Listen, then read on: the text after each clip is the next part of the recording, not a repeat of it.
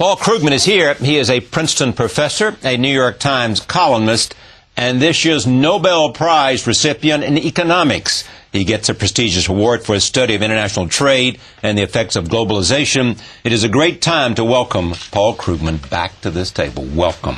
Hi there. And what was it that so impressed the Nobel Committee that they decided to give you the economics prize, which is a big one? Well, I think, economists have talked about international trade for, a couple of centuries. Right. And for about 180 of those 200 years, there was a basic view, which was that countries trade because they're different. This country's tropical, so it exports bananas. This country's got lots of land, so it exports wheat. And there was this kind of building discontent because a lot of world trade is between countries that don't look very different. And it's very difficult to come up with some fundamental reason why the United States should be making jet aircraft and not some European country, and why the Japanese should be ahead of us in the car industry, or they used to be, and not in something else.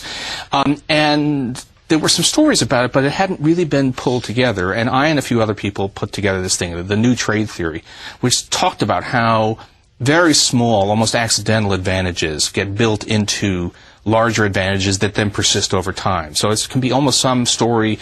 We have our favorite story. All the carpet production in the United States used to be located around Dalton, Georgia. Yeah, right. And where does that come from? It actually traces back to some teenage girl who made a tufted bedspread as a wedding gift in 1895, and then one thing led to another. And so that kind of thing, and this built into a theory of international trade, and it was really important to have the nice little mathematical models, because that's how you clarify your thoughts. And then after that, you can start to talk in plain English. And also then the location of production within countries. That was the sort of the second string to this. And it was, a lot of it sounds obvious now, but it was completely new. Nobody could think about these things clearly until that worked. That reminds me, the furniture business is in High Point, North Carolina. It's sort of a center of the global furniture business in part. Yeah, I have no idea why it's true. Costume jewelry is in and near Providence, and that's because some guy invented filled gold in the 1790s. No, there are all these stories, and there was a great story about the detachable collar and cuff industry of Troy, New York, which unfortunately is no longer with us.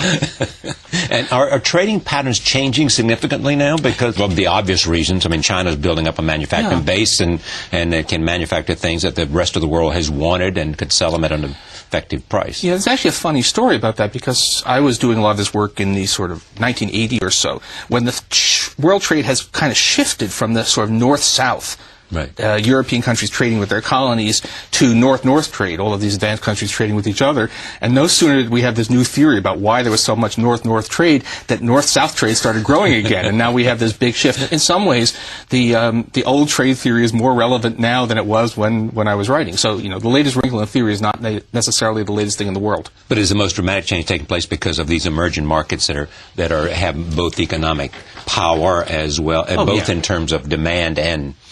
Oh, yeah, it's transformational. I mean, when I was in grad school, the developing countries didn't count economically. They were just too small. If you knew what was happening in the G7, you knew what was happening in the world economy. Right. Now we're in a world economy where, China isn't yet the world's biggest economy, but it will be. And we've just had a big shift of the center of gravity towards these new powers.